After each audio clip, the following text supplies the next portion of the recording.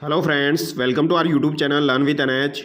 आज के शानदार वीडियो के अंदर हम दोस्तों कक्षा 12वीं से संबंधित राजस्थान अध्ययन की जो आपकी किताब चलती है दोस्तों, उससे वन लाइनर फॉर्मेट में आपके जो भी सवाल बन सकते हैं, आज उन सभी सवालों की हम बात करेंगे। काफ़ी इंपॉर्टेंट सवाल है, यहाँ से आपको एग्जाम में सवाल जरूर देखने को मिलेगा। ये कक्षा 12वीं का निचोड़ है पूरा। जो भी विद्यार्थी राजस्थान के अंदर Patwar, REET, VDO, EO, RO, RS exams की तैयारी कर रहे हैं, वही इन वीडियोस को ज़रूर देखिए। यहाँ से आपको काफ़ी ज़्यादा फ़ायदा मिलेगा दोस्तों। यहाँ से एग्जाम में सवाल जरूर पूछा जाता है और आपको पता भी नहीं चलता ये सवाल कहाँ से पूछा गया है। तो आज हम राजस्थान अध्ययन की कक्षा 12वीं की जो किताब है उससे संबंधित सवाल करने वाले हैं। तो जो भी विद्यार्थी चैनल पर नए हैं वह चैनल से जुड़ जाइए। यहाँ पर आपको राजस्थान जीके से रिलेटेड जो भी कंटेंट होता है दोस्तों वो प्रोवाइड किया जाता है। तो चलिए दोस्तों शुरू करते हैं। पहला सवाल आपकी स्क्रीन पर है, राजस्थान की सामंत व्यवस्था किस पर आधारित थी? तो राजस्थान के अंदर जो सामंत व्यवस्था थी दोस्तों वो किस पर आधारित थी, ये यहाँ पर पूछा गया है। तो ये रक्त व कुलीय संबंध पर आधारित थी, यह आपको ध्यान रखना है। रक्त व कुलीय संबंध पर आधारित थी, यह आपको ध्यान रखना है। आगे देखिए, प्रोफेसर राय चौधरी ने सामंत व्यवस्था का उदय काल माना है। तो प्रोफेसर राय चौधरी के द्वारा सामंत व्यवस्था का उदय काल क्या माना गया है? तो ये 6वीं शताब्दी माना गया है, ये आपको ध्यान रखना है। यानी कि राय चौधरी के द्वारा 6वीं शताब्दी में सामंत व्यवस्था का उद्गम हुआ था, ये आपको ध्यान रखना है, ये पूछा जा सकता है। आगे देखिए दोस्तों, जागीर शब्द किस भाषा से लिया गया है? तो जागीर शब्द आपका किस भाषा से लिया गया है? यह आपका फारसी भाषा से लिया गया है। यह आपका एग्जाम में पूछा जा चुका है ऑलरेडी और फिर से पूछा जा सकता है। ठीक है, तो ये आपको ध्यान रखना है। प्रोफेसर इरफान हबीब के अनुसार राज्य द्वारा प्रदत्त भूमि का वह भाग जिससे वह भू क्षेत्र से राजस्व वसूल करने का वैधानिक अधिकारी होता था, तो इसे क्या कहा जाता था? तो इसे जागीर कहा जाता था। ये आपको ध्यान रखना है दोस्तों, ये इंपॉर्टेंट है। और ये किसके अनुसार है? इरफान हबीब के अनुसार। इरफान हबीब के अनुसार राज्य द्वारा प्रदत्त भूमि का वह भाग जिससे उस भू क्षेत्र से राजस्व वसूल किया जाता था, तो ये क्या कहलाता था दोस्तों? जागीर कहलाता था। ये आपको ध्यान रखना है। आगे देखिए, वह भूमि जो राजा के द्वारा प्रशासित व नियंत्रित होती थी, तो जिसे राजा के द्वारा प्रशासित और नियंत्रित किया जाता था वो भूमि आपकी क्या कहलाती थी? तो वो आपकी खालसा कहलाती थी। ये आपको ध्यान रखना है। ठीक है, जिसे राजा के द्वारा प्रशासित और नियंत्रित किया जाता था वो भूमि आपकी खालसा कहलाती थी। ये आपसे एग्जाम में पूछा जा सकता है, ये आपको ध्यान रखना है। ठीक है, तो 6वीं शताब्दी आपको ध्यान रखना है। जागीर आपका फारसी भाषा का शब्द है और जागीर होता क्या है ये भी आपको ध्यान रखना है। इसके अलावा अगर आपसे पूछा जाए वो भूमि जो राजा के द्वारा प्रशासित और नियंत्रित की जाती थी वो आपकी क्या कहलाती थी? तो ये आपकी खालसा कहलाती थी। ये आपको ध्यान रखना है। ठीक है, आगे देखिए, मनसबदारी प्रथा किस मुगल शासक ने शुरू की थी? तो मनसबदारी प्रथा जो है ये किसके द्वारा शुरू की गई थी? ये आपको ध्यान रखना है। ये अकबर के द्वारा शुरू की गई थी। वेरी वेरी इंपॉर्टेंट है दोस्तों। मनसबदारी प्रथा जो है ये आपकी किसके द्वारा शुरू की गई थी? तो ये आपकी अकबर के द्वारा शुरू की गई थी। ये आपको ध्यान रखनी है। ठीक है, आगे देखिए, राजा को सामंत युद्ध व शांति के समय चाकरी देता था, यह चाकरी का अर्थ है। तो चाकरी का अर्थ क्या होता है? सेवाएं होता है। ये आपको ध्यान रखना है। मध्यकालीन पट्टा रेख से आप क्या समझते हैं? तो मध्यकालीन पट्टा रेख जो होता है दोस्तों उससे आप क्या समझते हैं? पट्टा में लिखा हुआ निर्धारित कर। पट्टा रेख का मतलब होता है दोस्तों पट्टा में जो लिखा गया कर होता है उसे ही पट्टा रेख कहा जाता है। ये आपको ध्यान रखना है। मध्यकालीन में जो कर लिया जाता था उसे पट्टा रेख कहा जाता था। आगे देखिए, मध्यकालीन भर्तु रेख से आप क्या समझते हैं? तो मध्यकालीन भर्तु रेख के बारे में यहाँ पर पूछा गया है दोस्तों। भर्तु रेख से आप क्या समझते हैं? राजा द्वारा सामंत को पद्धत जागीर के पट्टे में उल्लेखित रेख के अनुसार राजस्व जो भरता था, जमा करता था, उसे क्या कहा जाता है? भर्तु रेख कहा जाता है। यानी राजा द्वारा सामंत को पद्धत जागीर के पट्टे में उल्लेखित रेख के अनुसार जो राजस्व जमा करता था उसे क्या कहा जाता है? भर्तु रेख कहा जाता है। आगे देखिए, मध्यकाल में पट्टा रेख व भर्तु रेख कर था, तो ये कैसा करता? सामंत राजा को देता था। जो पट्टा रेख है और भर्तु रेख है ये सामंत के द्वारा राजा को दिया जाता था। ये आपको ध्यान रखना है। ठीक है, सामंत राजा को देता था। वेरी वेरी इंपॉर्टेंट है, ये आपसे पूछा जा सकता है दोस्तों। मध्यकाल में पट्टा रेख और भर्तु रेख जो है ये सामंत के द्वारा राजा को दिया जाता था। आगे देखिए, मध्यकाल में रेख से तात्पर्य था तो जागीर की अनुमानित वार्षिक राजस्व, यानी वही हो गया दोस्तों आपका रेख से क्या तात्पर्य हो जाएगा? कर से हो जाएगा। जागीर की अनुमानित वार्षिक राजस्व क्या कहलाता है? आपका रेख कहलाता है। जोधपुर में पेशकशी व हुक्मनामा किस प्रकार के करते? तो जोधपुर के अंदर पेशकशी और हुक्मनामा जो करते ये आपके कैसे करते दोस्तों? ये उत्तराधिकारी करते। ये आपसे एग्जाम में पूछा जा सकता है दोस्तों। वेरी वेरी इंपॉर्टेंट है। ठीक है, ये आपको ध्यान रखना है। जोधपुर के अंदर जो पेशकशी कर लिया जाता था और हुक्मनामा जो कर लिया जाता था वो आपका कैसा करता? वो आपका उत्तराधिकारी करता। और ये भी आपसे पूछा जा सकता है पेशकशी और हुक्मनामा कहाँ पर लिया जाता था या कहाँ पर प्रसिद्ध था, तो ये जोधपुर में। ठीक है, तो पेशकशी और हुक्मनामा आपका उत्तराधिकारी कर हो जाएगा, ये आपको ध्यान रखना है। आगे देखिए दोस्तों, मेवाड़ व जयपुर में उत्तराधिकारी कर को किस नाम से जाना जाता था? तो मेवाड़ के अंदर और जयपुर के अंदर उत्तराधिकारी कर को नजराना के नाम से जाना जाता था, ये आपको ध्यान रखना है। जबकि जोधपुर के अंदर पेशकशी और हुक्मनामा के नाम से जाना जाता था। तो पेशकशी और हुक्मनामा तो आपका मारवाड़ क्षेत्र का हो जाएगा, और मेवाड़ और जयपुर में आपका उत्तराधिकारी कर कैसा हो जाएगा? नजराना हो जाएगा। ये आपको ध्यान रखना है। ठीक है, ये आपसे जरूर पूछा जाएगा, ध्यान रखना है। आगे देखिए मित्रों, राजपूताना की रियासतों में कैद खालसा, तलवार बंदाई, नजराना, हुक्मनामा किस प्रकार के करते हैं? तो ये सभी आपके उत्तराधिकारी कर हो जाएंगे दोस्तों। तलवार बंदाई कर दोस्तों आपका किसके द्वारा लगाया गया था मेवाड़ रियासत में? तो ये आपका 1906 में लगाया गया था। किसके द्वारा लगाया गया था? पृथ्वी सिंह के द्वारा लगाया गया था। और इसके ही जो पिता थे 1903 में कृष्ण सिंह के द्वारा चौरी कर लगाया गया था। ये आपको ध्यान रखना है। आगे देखिए, एकमात्र ऐसी रियासत जहां मध्यकाल में उत्तराधिकारी शुल्क नहीं लिया जाता था। तो ऐसी कौन सी रियासत है जहां पर मध्यकाल में उत्तराधिकारी शुल्क नहीं लिया जाता था? तो ऐसी एकमात्र रियासत थी आपकी जैसलमेर। वेरी वेरी इंपॉर्टेंट, ये आपको ध्यान रखना है, काफ़ी बार एग्जाम में पूछा जा चुका है। तो एकमात्र ऐसी रियासत जैसलमेर थी जहाँ पर उत्तराधिकारी शुल्क नहीं लिया जाता था। यह आपको ध्यान रखना है। आगे देखिए, राजवी, सरदार, गनायत, मुत्सदी, ये 4 प्रकार की श्रेणियाँ मारवाड़ में किसकी थी? तो ये 4 प्रकार की श्रेणियाँ राजवी, सरदार, गनायत, मुत्सदी, ये किसकी हो जाएगी? सामंतों की श्रेणियाँ थी। ये आपको ध्यान रखना है दोस्तों, वेरी वेरी इंपॉर्टेंट है। कक्षा 12वीं की किताब में आपके सामंत के बारे में दिया गया है और यहाँ से सवाल एग्जाम में पूछा जाता है। तो राजवी, सरदार, गनायत और मुत्सदी, ये 4 प्रकार की श्रेणियाँ आपकी किनकी हो जाएगी? सामंतों की हो जाएगी। ठीक है, ये आपको ध्यान रखना है, पूछा जा सकता है। राजवी, सरदार, गनायत, मुत्सदी। मेवाड़ में सामंतों की 3 श्रेणियाँ थी, उनके बारे में कुछ इन्फॉर्मेशन है, ये आप देख लीजिए और इस पर आप इंपॉर्टेंट लगा लीजिए दोस्तों। ये सवाल आपका डेफिनेटली एग्जाम में पूछा जाएगा। सामंतों से अगर सवाल बनेगा तो यहाँ से एग्जामिनर सवाल देने की पूरी कोशिश करेगा। मेवाड़ में जो सामंत होते थे दोस्तों, उन्हें क्या कहा जाता था? उमराव कहा जाता था। यह आपको ध्यान रखना है। मेवाड़ में सामंतों की जो श्रेणियाँ थी उसमें एक आपकी उमराव हो जाएगी। ठीक है, प्रथम श्रेणी में सामंत कितने हो जाएंगे? आपके 16 हो जाएंगे। द्वितीय श्रेणी में 32 सामंत है और तृतीय श्रेणी के संबंध गोल के उमराव कई सौ की संख्या में होते थे। तो दोस्तों प्रथम श्रेणी के तो आपके 16 सामंत हो जाएंगे, द्वितीय श्रेणी में आपके 32 सामंत हो जाएंगे और तृतीय श्रेणी के जो सामंत थे दोस्तों उन्हें गोल के नाम से जाना जाता था। ये आपको ध्यान रखना है। ठीक है, तो ये इंपॉर्टेंट है, ये आपसे पूछा जा सकता है।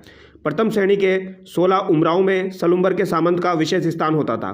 तो प्रथम श्रेणी के जो 16 सामंत थे यानी उमराव, तो सलुम्बर के सामंत का विशेष स्थान होता था। ये आपको ध्यान रखना है। ठीक है, तो ये तीनों बातें आपको ध्यान रखनी है दोस्तों। मेवाड़ में सामंतों को उमराव कहा जाता था। प्रथम श्रेणी में आपके 16, द्वितीय श्रेणी में 32 और तृतीय श्रेणी के जो सामंत हैं उनको गोल कहा जाता था। ये आपको ध्यान रखना है। ठीक है, तो ये आपसे पूछा जा सकता है। गोल सामंत जो थे ये कहाँ के प्रसिद्ध थे? तो ये आपके मेवाड़ के हो जाएंगे और तृतीय श्रेणी के सामंत हो जाएंगे। प्रथम श्रेणी के जो 16 उमराव थे उनमें सलुम्बर के सामंत का विशेष स्थान होता था। ये आपको ध्यान रखना है। आगे देखिए, जयपुर के किस शासक ने सामंती श्रेणी को 12 भागों में बांटा जिसे 12 कोटड़ी कहा गया है? तो सामंती श्रेणी को 12 भागों में बांटा था अपने 12 पुत्रों के लिए। तो ये पृथ्वीराज के द्वारा बांटा गया था। ये आपको ध्यान रखना है। ठीक है, पृथ्वीराज ने अपने 12 पुत्रों के लिए जयपुर को 12 भागों में बांट दिया था, इसीलिए इसे 12 कोटड़ी कहा जाता है। तो क्या कहा जाता है? इसे 12 कोटड़ी कहा जाता है। और ये सवाल आपका काफ़ी बार एग्जाम में पूछा जाता है। ठीक है, जयपुर को 12 भागों में बांटा इसलिए इसे 12 कोटड़ी कहा जाता है। किसने बांटा था? तो पृथ्वीराज ने अपने 12 पुत्रों के लिए इसे 12 भागों में बांटा था। ठीक है, ये आपको ध्यान रखना है। ये पृथ्वीराज आपके कौन से वाले? जयपुर वाले हैं। ठीक है, कोटा में सामंत श्रेणी को कहा जाता था। तो कोटा में सामंत श्रेणी को राजवी कहा जाता है। तो ये आपको ध्यान रखना है। ठीक है, हमने अभी मारवाड़ का देखा था दोस्तों, वहाँ पर भी राजवी सामंत की श्रेणी थी। ये आपको ध्यान रखना है और कोटा में भी हो जाएगी। तो कोटा में भी सामंत आपके राजवी कहलाएंगे। डावी बाई व जीवनी दाई सामंत श्रेणी व्यवस्था प्रचलन में थी। तो डावी और जीवनी, तो दोस्तों इसे डावी या डाबी कहा जाता है। तो डाबी और जीवनी जो है दोस्तों ये सामंतों की श्रेणी आपकी कहाँ पर प्रचलित थी? तो ये जैसलमेर की हो जाएगी। आपको ध्यान रखना है। ठीक है, तो डावी और जीवनी सामंतों की श्रेणी आपकी कहाँ की हो जाएगी? जैसलमेर की हो जाएगी। और ये सवाल आपका एग्जाम में काफ़ी बार पूछा जा चुका है, तो ये आपको ध्यान रखना है दोस्तों। डाबी और जीवनी, और डाबी आपकी बाईं और जीवनी को दाईं कहा जाता है। तो ये सामंती श्रेणी आपकी जैसलमेर की प्रचलित थी। आगे देखिए, बीकानेर में सामंत की कितनी श्रेणियाँ थी? तो बीकानेर के अंदर सामंतों की अगर श्रेणियाँ पूछा जाए तो कितनी थी? तो ये आपकी 3 श्रेणियाँ थी। आपको ध्यान रखना है। तो बीकानेर में सामंतों की कितनी श्रेणियाँ हो जाएगी? 3 श्रेणियाँ हो जाएगी। आगे देखिए, राजा के बाद राज्य का प्रमुख प्रधान होता था, इसे रियासतों में जाना जाता था। तो राजा के बाद जो राज्य का प्रमुख होता था उसे किस नाम से जाना जाता था? प्रधान के नाम से जाना जाता था। यह सवाल दोस्तों अभी आपका 2024 के एग्जाम में पूछा गया था। ठीक है, एग्जाम मेरे को याद नहीं आ रहा कौन से एग्जाम में पूछा गया था, लेकिन अभी ये आपका 2024 के एग्जाम में पूछा गया था। राजा के बाद जो राज्य का प्रमुख होता है उसे किस नाम से जाना जाता है? तो उसे प्रधान के नाम से जाना जाता है। ठीक है, और प्रधान जो होते थे इन्हें कोटा और बूंदी में क्या कहा जाता था दोस्तों? तो इन्हें कोटा और बूंदी में दीवान के नाम से जाना जाता था। तो कोटा बूंदी में इन्हें दीवान के नाम से जाना जाता था। मेवाड़ मारवाड़ जैसलमेर में इन्हें प्रधान के नाम से जाना जाता था। ठीक है, यहाँ पर प्रधान है तो यहाँ पर भी प्रधान के नाम से जाना जाता था, लेकिन कोटा बूंदी में इन्हें दीवान के नाम से जाना जाता है। जयपुर में मुसाहिब व बीकानेर में मुख्तियार के नाम से जाना जाता था। तो जयपुर में इन्हें मुसाहिब कहा जाता है और बीकानेर में मुख्तियार कहा जाता है। यानी कि जयपुर में जो प्रधान होता था उसे मुसाहिब कहा जाता है। ठीक है, जयपुर में जो प्रधान होता है उसे मुसाहिब कहा जाता है और बीकानेर में जो होता था उसे मुख्तियार कहा जाता है। ये आपको ध्यान रखना है। ठीक है, तो मुसाहिब और मुख्तियार, मुख्तियार आपका बीकानेर में और मुसाहिब आपका जयपुर में, और कोटा और बूंदी में दीवान हो जाएगा और मेवाड़ मारवाड़ जैसलमेर में प्रधान हो जाएगा। ठीक है, आगे देखिए, भरतपुर में राजा के बाद प्रधान को कहा जाता था। तो भरतपुर में राजा के बाद प्रधान को क्या कहा जाता था? तो इसे मुख्तियार कहा जाता था। ये आपको ध्यान रखना है। ठीक है, यानी भरतपुर में भी आपका मुख्तियार कहा जाता था, ये आपको ध्यान रखना है। तो बीकानेर में भी आपका मुख्तियार हो जाएगा और भरतपुर में भी आपका मुख्तियार हो जाएगा। ठीक है, प्रधान को मुख्तियार कहा जा रहा है। बख्शी नामक सामंत पर विभाग होता था। तो बख्शी नामक सामंत पर कौन सा विभाग होता था? सैनिक विभाग, ये आपको ध्यान रखना है। ठीक है, बख्शी नामक सामंत पर विभाग कौन सा होता था आपका? तो सैनिक विभाग होता था। ये आपसे पूछा जा सकता है, तो ध्यान रखना है। आगे देखिए, सेना व किलों पर होने वाले खर्च का विवरण व सामंतों की रेख का हिसाब रखने वाला होता था। तो सेना व किलों पर जो खर्च होता था दोस्तों उसका विवरण रखने वाला और सामंतों की रेख का हिसाब रखने वाला क्या कहलाता था? आपका नायब बख्शी कहलाता था। ये आपको ध्यान रखना है। ठीक है, नायब बख्शी आपका कहलाता था, जो आपका हिसाब रखता था सैन्य और किलों की जो हिसाब रखता था दोस्तों वो आपका क्या कहलाता था? नायब बख्शी कहलाता था। तो सेना और किलो का जो हिसाब रखेगा, खर्च का विवरण, सामंतों की रेख का हिसाब रखने वाला नायब बख्शी कहलाता है। ये आपको ध्यान रखना है, ये पूछा जा सकता है। ठीक है, और बख्शी नामक सामंत जो होता है इस पर कौन सा विभाग होता है? सैनिक विभाग होता है। ये आपको ध्यान रखना है। आगे देखिए, मुगल प्रशासनिक व्यवस्था में कोतवाल के समान गैर सैनिक कर्मचारियों के रोजगार से संबंधित कार्य देखता था। तो मुगल प्रशासनिक व्यवस्था के अंदर कोतवाल के समान और गैर सैनिक कर्मचारियों के रोजगार से संबंधित कार्य कौन देखता था? तो यहाँ पर बोला गया गैर सैनिक कर्मचारियों के रोजगार से संबंधित कार्य कौन देखता था? तो ये आपका सिकदार देखता था। ये आपको ध्यान रखना है। कौन देखता था दोस्तों? सिकदार देखता था। ठीक है, आगे देखिए, धर्मार्थ, शिक्षण कार्य, साहित्य लेखन कार्य, चारण व भाट को अनुदान स्वरूप दी गई भूमि क्या कहलाती थी? तो धर्मार्थ, शिक्षण कार्य और साहित्य लेखन के लिए जो चारण होते थे और जो भाट होते थे उनको अनुदान स्वरूप जो भूमि दी जाती थी वो क्या कहलाती थी? वेरी वेरी इंपॉर्टेंट है, इस सवाल को आप रट लेना दोस्तों। ये आपकी क्या कहलाती थी? ये आपकी दोस्तों शासन जागीर भूमि या माफ़ी जागीर भूमि कहलाती थी। ये आपको ध्यान रखना है। शासन जागीर भूमि या फिर माफ़ी जागीर भूमि कहलाती थी। ये आपको ध्यान रखना है। ठीक है, शासन या फिर माफ़ी जागीर भूमि।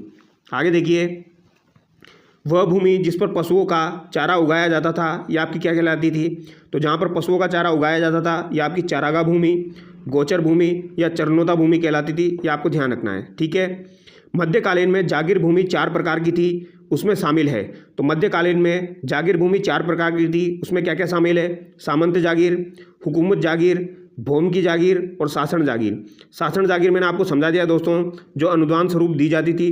तो ये तो आपकी शासन जागीर हो जाएगी। एक आपकी सामंत जागीर है, एक हुकूमत जागीर है और एक आपकी भौम की जागीर है। ठीक है, आगे देखिए, भरतपुर के राजा सूरजमल के समय 1763 ईस्वी में भरतपुर राज्य की कृषि की आय प्रतिवर्ष थी। तो 1763 के समय भरतपुर राज्य की कृषि आय प्रतिवर्ष कितनी थी? तो ये 17.5 लाख थी। आपको ध्यान रखना है दोस्तों, कितनी थी? 17.5 लाख। भरतपुर के राजा सूरजमल के समय की बात की जा रही है। इस समय भरतपुर की राज्य कृषि की आय 17.5 लाख थी। ये आपको ध्यान रखना है। आगे देखिए, मध्यकाल में लगान वसूली जो की जाती थी लाटा और बंटाई। तो लाटा और बंटाई क्या होती थी दोस्तों? फसल कटने योग्य होने पर जो लगान वसूली की जाती थी उसे ही लाटा और बंटाई कहा जाता है। ठीक है, ये आपको ध्यान रखना है। आगे देखिए, मुकाता लगान वसूली थी। तो मुकाता लगान वसूली आपकी क्या हो जाएगी? कर निर्धारण, एक मुश्त का या फिर नगद। तो मुकाता लगान वसूली, कर निर्धारण, एक मुश्त या फिर जो नगद लिया जाता था उसे मुकाता कहा जाता है। ये आपको ध्यान रखना है। आगे देखिए, किस इतिहासकार ने राजस्थान की सामंती व्यवस्था के लिए इंग्लैंड की फ्यूडल व्यवस्था के समान उल्लेख किया है? तो सामंती व्यवस्था के लिए राजस्थान की जो सामंती व्यवस्था है उसके लिए इंग्लैंड की फ्यूडल व्यवस्था के समान उल्लेख किया है, तो कर्नल जेम्स टोड के द्वारा किया गया है दोस्तों, ये आपको ध्यान रखना है। ठीक है, सामंत व्यवस्था मूलतः थी, तो सामंत व्यवस्था क्या थी? तो प्रशासनिक सैनिक व्यवस्था थी दोस्तों। सैनिक की जो व्यवस्था थी, प्रशासनिक सैनिक व्यवस्था, इसे ही सामंत व्यवस्था कहा जाता है। सामंत जागीर पर सामंत का अधिकार था, तो सामंत जागीर पर सामंत का अधिकार कैसा होता था दोस्तों? जन्मजात होता था, यह आपको ध्यान रखना है। सामंत जागीर पर सामंत का अधिकार जन्मजात होता था, यह आपसे पूछा जा सकता है। सामंत प्रशासन का मूल स्वरूप था, तो सामंत प्रशासन का मूल स्वरूप कैसा था? टेंट के समान, यह आपको ध्यान रखना है। सामंत प्रशासन का मूल स्वरूप टेंट के समान था। आगे देखिए, राजा के उत्तराधिकारी निश्चित करने में निर्णायक भूमिका निभाते थे, तो राजा के उत्तराधिकारी निश्चित करने में निर्णायक भूमिका निभाते थे, तो मुत्सदी को निश्चित करने में निर्णायक भूमिका निभाते थे राजा के उत्तराधिकारी, यह आपको ध्यान रखना है। खालसा में न्याय का कार्य करते थे, तो खालसा में न्याय का कार्य आपके कौन करते थे? तो ये हाकिम करते थे। कौन करते थे दोस्तों? हाकिम, ये आपको ध्यान रखना है। आगे देखिए, बापीदार किसान, तो बापीदार किसान कौन होते थे? जो अपने खेत के स्वामी होते थे, उन्हें क्या कहा जाता है? बापीदार किसान कहा जाता है। ठीक है, ये आपको ध्यान रखना है। आगे देखिए, प्रोफेसर वीसी मिश्रा ने राजस्थान का भूगोल पुस्तक में राजस्थान को कितने भौगोलिक प्रदेशों में बांटा है? तो राजस्थान का भूगोल जो पुस्तक है उसमें प्रोफेसर मिश्रा ने इसे 7 भागों में बांटा है, ये आपको ध्यान रखना है। भौगोलिक प्रदेशों को 7 भागों में बांटा है।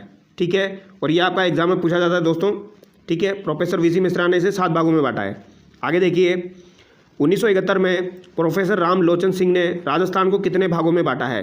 तो 1971 में प्रोफेसर राम लोचन सिंह, यह आपको ध्यान रखना है दोस्तों, राम लोचन सिंह ने 1971 में राजस्थान को कितने भागों में बांटा है? तो 2 वृहद प्रदेश, 4 उपभाग और 12 लघु प्रदेश। तो ये आपको ध्यान रखना है, 2 तो वृहद प्रदेशों में बांटा है, 4 उपभाग में बांटा है और 12 लघु प्रदेशों में बांटा है। किसने? राम लोचन सिंह ने। यह आपसे पूछा जा सकता है दोस्तों। ठीक है, 2 वृहद प्रदेशों में राम लोचन सिंह के द्वारा बांटा गया है और 4 उपभागों में और 12 लघु प्रदेशों में। आगे देखिए, प्रोफेसर तिवारी व सक्सेना ने राजस्थान का प्रादेशिक भूगोल पुस्तक 1994 में राजस्थान प्रदेशों का निर्धारण किया है। तो प्रोफेसर तिवारी और सक्सेना ने राजस्थान का जो भौगोलिक प्रदेश है उसको प्रमुख गौण और तृतीयक और सूक्ष्म प्रदेशों में निर्धारण किया है। ये आपको ध्यान रखना है, प्रमुख गौण और तृतीयक और सूक्ष्म, यानी 4 भागों में बांटा है। एक तो प्रमुख, एक गौण, एक तृतीयक और एक आपका सूक्ष्म हो जाएगा। ठीक है, आगे देखिए, राजस्थान में थार मरुस्थल का विस्तार है, तो राजस्थान के अंदर थार मरुस्थल का विस्तार यहाँ पर पूछा गया है दोस्तों। राजस्थान का विस्तार यहाँ पर नहीं पूछा गया है, थार मरुस्थल का विस्तार यहाँ पर पूछा गया है, और ये सवाल आपसे एग्जाम में डेफिनेटली पूछा जाएगा दोस्तों। थार मरुस्थल का जो विस्तार है वो आपका 25 डिग्री उत्तरी से लेकर 30 डिग्री उत्तरी अक्षांश, ये आपको ध्यान रखना है, यानी कि 25 डिग्री लगभग यहाँ पर आता है और 30 डिग्री लगभग आपका यहाँ पर आता है। तो ये वाला जो क्षेत्र है ये 25 डिग्री से 30 डिग्री उत्तरी अक्षांश और 69 डिग्री 30 मिनट पूर्वी देशांतर से लेके ये आपका 70 डिग्री 75 मिनट पूर्वी देशांतर है। तो ये आपका 70 डिग्री 75 मिनट पूर्वी देशांतर है, ये आपको ध्यान रखना है और ये वेरी वेरी इंपॉर्टेंट है, ये आपसे पूछा जाएगा दोस्तों। ठीक है, थार मरुस्थल का जो विस्तार है वो 25 डिग्री उत्तरी से लेकर 30 डिग्री उत्तरी अक्षांश है और 69 डिग्री 30 मिनट से लेकर 70 डिग्री 45 मिनट पूर्वी देशांतर है। ठीक है, आगे देखिए, अरावली की चोटियों को ऊंचाई के अनुसार अवरोही क्रम में बताइए। तो अरावली की चोटियों को ऊंचाई के अनुसार सबसे पहले आपकी गुरु शिखर आ जाएगी, फिर शेर आ जाएगी, फिर आपकी दिलवाड़ा है, फिर आपकी जरगा आ जाएगी दोस्तों। गुरु शिखर की ऊंचाई कितनी है? तो 1722 मीटर है। शेर चोटी की ऊंचाई कितनी है दोस्तों? तो 1597 मीटर है, ये आपको ध्यान रखना है। उसके बाद आपकी दिलवाड़ा आती है और उसके बाद आपकी जरगा आती है। तो ये 2 ऊंचाई तो आपको स्पेशली ध्यान रखनी है दोस्तों। बाकी दिलवाड़ा भी आपकी पूछी जा सकती है और जरगा भी आपसे पूछी जा सकती है। ठीक है, दिलवाड़ा की ऊंचाई आपकी लगभग 1442 मीटर है और जरगा की 1431 है, ये आपको ध्यान रखना है। आगे देखिए, पर्वत व ऊंचाई, तो जयगढ़ की जो ऊंचाई है वो 648 मीटर है, ये आपको ध्यान रखना है। भानगढ़ आपकी अलवर में पड़ती है, इसकी ऊंचाई 649 मीटर है और सिरावास चोटी आपकी उत्तरी अरावली में पड़ती है, इसकी ऊंचाई भी आपकी 651 मीटर है। तो ये आपकी क्लास 12 की बुक में दी गई है, तो हो सकता है पूछी जाए। ठीक है, तो जयगढ़ की ऊंचाई 648 मीटर है, भानगढ़ की 649 मीटर है और सिरावास चोटी आपकी 651 मीटर है। ठीक है, आगे देखिए, पर्वत श्रेणी अरावली की है, तो अचलगढ़ अरावली की है, कुंभलगढ़ भी अरावली की है, नागपाड़ भी अरावली की है। ठीक है, अचलगढ़ आपका सिरोही में पड़ता है, कुंभलगढ़ आपका राजसमंद में पड़ता है, नागपाड़ आपका अजमेर में पड़ता है। ठीक है, आगे देखिए दोस्तों, भारतीय अर्थव्यवस्था में राजस्थान की भूमिका व सामाजिक विकास, यह आपका कक्षा 12वीं के अंदर टॉपिक दिया गया है, तो इसको भी हम देख लेते हैं। रियासत काल में अड़सठा क्या है? तो अड़सठा किसे कहा जाता है दोस्तों, ये यहाँ पर पूछा गया है। तो अड़सठा किसे कहा जाता है? जयपुर राज्य का भूमि संबंधी जो रिकॉर्ड होता है, यानी कि जयपुर राज्य का भूमि संबंधी जो रिकॉर्ड था दोस्तों, उसे अड़सठा कहा जाता है। ये आपको ध्यान रखना है दोस्तों, ये आपसे पूछा जा सकता है। तो अड़सठा जयपुर राज्य का भूमि संबंधी जो रिकॉर्ड होता है उसे अड़सठा कहा जाता है। आगे देखिए, रियासतकालीन राज्य में प्रचलित चीरा नाम है। तो चीरा किसका नाम है? यह तहसील प्रशासन का नाम है दोस्तों। तो तहसील प्रशासन को रियासतकालीन में क्या कहा जाता था? चीरा कहा जाता था। ये आपको ध्यान रखना है, ठीक है। तो तहसील प्रशासन को क्या कहा जाता है? चीरा कहा जाता है। जब्ती मध्यकालीन राजस्थान में एक भू राजस्व प्रणाली थी। तो जब्ती मध्यकालीन राजस्थान में एक भू राजस्व प्रणाली आपकी क्या हो जाएगी? भू लगान निर्धारण की एक विधि हो जाएगी। तो भू लगान निर्धारण की एक विधि आपकी हो जाएगी जब्ती मध्यकालीन विधि, ठीक है। आगे देखिए, जागीरदार द्वारा अपनी जागीर का दौरा करने के समय किसानों से लिया जाने वाला कर क्या कहलाता था? तो जागीरदार द्वारा अपनी जागीर का दौरा करने के समय किसानों से जो कर लिया जाता था उसे खिड़की लाख कहा जाता था। ये आपको ध्यान रखना है। क्या कहा जाता था? खिड़की लाख कहा जाता था। तो ये इंपॉर्टेंट है, ये पूछा जा सकता है। जागीरदार द्वारा अपनी जागीर का जब दौरा किया जाता था तो उस समय खिड़की लाख कर लिया जाता था। ये आपसे पूछा जा सकता है। आगे देखिए, भू राजस्व के कर्मचारियों द्वारा किसानों से कर के अलावा जो अवैध राशि वसूल की जाती थी उसे कहा जाता था। तो भू राजस्व के कर्मचारियों द्वारा किसानों से कर के अलावा जो अवैध राशि वसूल की जाती थी उसे दस्तूर लाख कहा जाता है। ये आपको ध्यान रखना है और ये इंपॉर्टेंट है, ये आपका एग्जाम में पूछा जा चुका है दोस्तों, वेरी वेरी इंपॉर्टेंट है, ठीक है। तो भू राजस्व के कर्मचारियों द्वारा किसानों से कर के अलावा जो अवैध राशि ली जाती थी उसे दस्तूर लाख कहा जाता है। तो ये आपको ध्यान रखना है, जो अवैध राशि ली जाती है उसे दस्तूर लाख कहा जाता था। आगे देखिए, कर से संबंधित कुछ इंपॉर्टेंट तथ्य है वो देखिए आप। लाचो क्या होता है दोस्तों? खर्च की पूर्ति हेतु लिया जाने वाला कर। तो खर्च की पूर्ति हेतु लिया जाने वाला कर आपका लाचो कहलाता है। यह आपसे पूछा जा सकता है। अखराई क्या होता है? राजकोष में जमा होने वाली राशि पर दी जाने वाली रसीद हेतु कर। तो राजकोष में जमा होने वाली राशि पर दी जाने वाली रसीद हेतु कर आपका अखराई कहलाता है, ठीक है। और डांड क्या होता है दोस्तों? आपका एक राज्य से दूसरे राज्य में ले जाने वाला जो सामान है उस पर जो कर लगाया जाता था वो आपका डांड कहलाता है। ये आपको ध्यान रखना है। तो सामान पर लगने वाला कर एक राज्य से दूसरे राज्य में जब ले जाएंगे तो डांड कर लगता था। ये आपको ध्यान रखना है। और अखराई आपका कब लगता है? राजकोष में जमा होने वाली राशि पर दी जाने वाली रसीद हेतु कर, ठीक है। और खर्च की पूर्ति के लिए जो कर लगता है आपका वो लाचो कर हो जाएगा। आगे देखिए, वे राजपूत जिन्होंने राज्य की रक्षा या राजकीय सेवाओं के लिए अपना बलिदान दिया हो उन्हें नाम मात्र के कर पर भूमि दी जाती थी। तो वो क्या कहलाते थे? आपके भूमे कहलाते थे। ये आपको ध्यान रखना है, ये आपसे पूछा जा सकता है दोस्तों। वे राजपूत जिन्होंने राज्य की रक्षा और राजकीय सेवाओं के लिए अपना बलिदान दे दिया उन्हें नाम मात्र के कर पर भूमि दी जाती थी। तो वो क्या कहलाते थे? आपके भूमे कहलाते थे। तो वो क्या कहलाते थे? आपके भूमे कहलाते थे। ये आपको ध्यान रखना है, इंपॉर्टेंट है, पूछा जा सकता है। जयपुर रियासत में आयात निर्यात, सीमा शुल्क तथा चुंगी कर को सामूहिक रूप से क्या कहा जाता था? तो आयात निर्यात कर, सीमा शुल्क और चुंगी कर को जयपुर रियासत के अंदर सायर कहा जाता था। ये आपको ध्यान रखना है, ठीक है, सायर। तो सायर कर कौन सा हो जाएगा? जयपुर रियासत वाला हो जाएगा। आयात निर्यात, सीमा शुल्क और चुंगी कर हो जाएगा। आगे देखिए, मुसाहिब क्या है? तो मुसाहिब आपका क्या हो जाएगा दोस्तों? आपको ज़्यादा टेंशन नहीं लेनी है, आराम से पढ़ाई करनी है। इन चीज़ों को बस आपको एक बार देख लेना है। जब सवाल आपसे पूछा जाएगा तो आपको अपने आप याद आ जाएगा। भूमिया ऑप्शन में दिया जाएगा तो आपका दिमाग अपने आप काम करेगा। भाई जब बलिदान दिया जाता है तो नाम मात्र के कर पर भूमि दी जाती है तो भूमिया कहलाता है। शायर आपके दिमाग में अपने आप काम कर जाएगा। बस आप एक बार सुन लीजिए इनको ढंग से। मुसाहिब क्या है? तो मुसाहिब आपका रियासत का प्रधानमंत्री हो जाएगा। तो मुसाहिब क्या हो जाएगा दोस्तों? रियासत का प्रधानमंत्री हो जाएगा। ये आपको ध्यान रखना है। मुसाहिब क्या हो जाएगा? रियासत का प्रधानमंत्री। आगे देखिए, मध्यकालीन राजस्व व्यवस्था में किस भूमि पर शिकार करने का अधिकार था? तो मध्यकालीन राजस्थान व्यवस्था में किस भूमि पर शिकार करने का अधिकार था? तो खालसा और चरनोत। तो खालसा भूमि और चरनोत भूमि पर शिकार कर सकते थे आप। तो खालसा भूमि और चरनोत भूमि पर शिकार कर सकते थे। ये आपको ध्यान रखना है।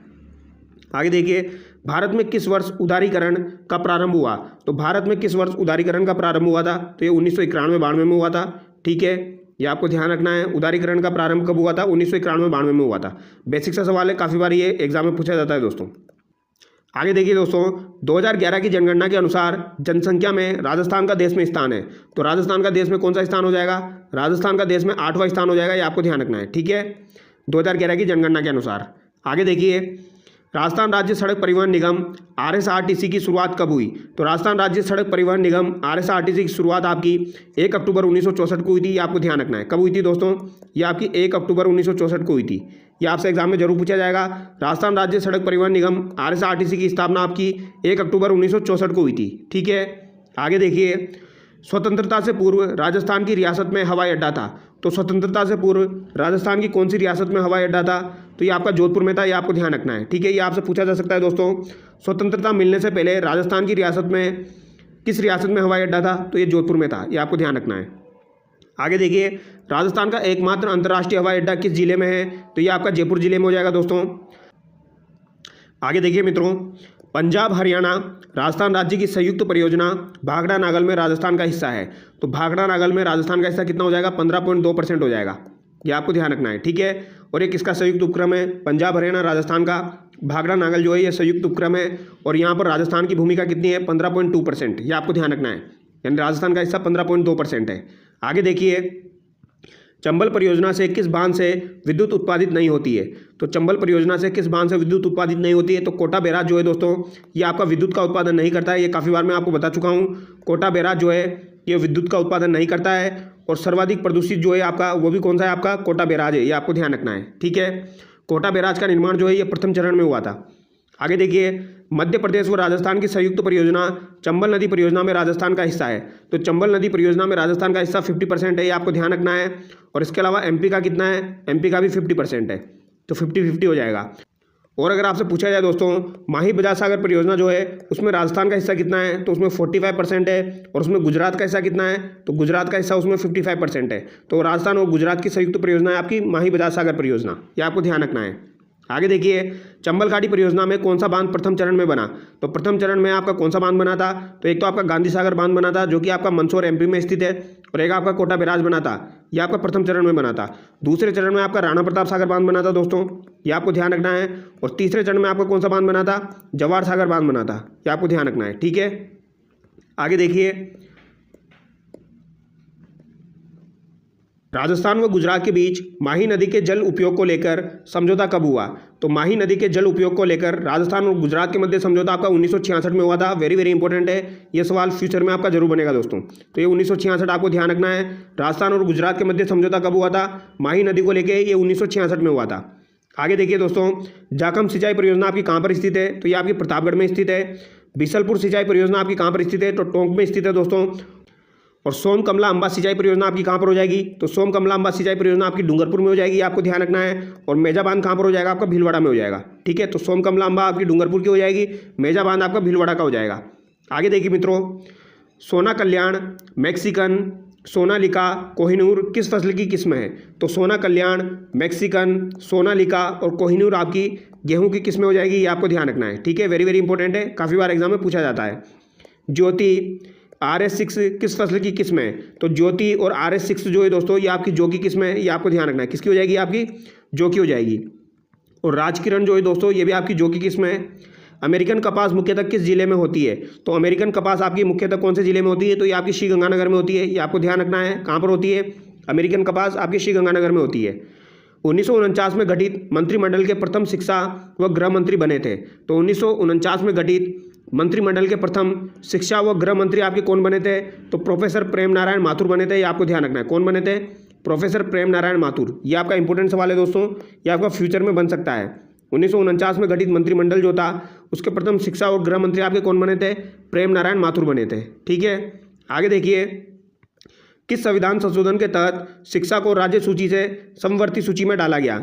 तो किस संविधान संशोधन के तहत शिक्षा को राज्य सूची से हटाकर समवर्ती सूची में डाल दिया गया? तो ये 42वें संविधान संशोधन के तहत डाला गया था दोस्तों, जो कि आपका 1976 में हुआ था। ठीक है, राधा कृष्णन आयोग विश्वविद्यालय शिक्षा आयोग का गठन कब किया? तो राधा कृष्णन आयोग विश्वविद्यालय शिक्षा आयोग का गठन आपका 1948-49 में किया गया था। तो ये भी आपको ध्यान रखना है। राधा कृष्णन आयोग का गठन आपका 1948-49 में किया गया।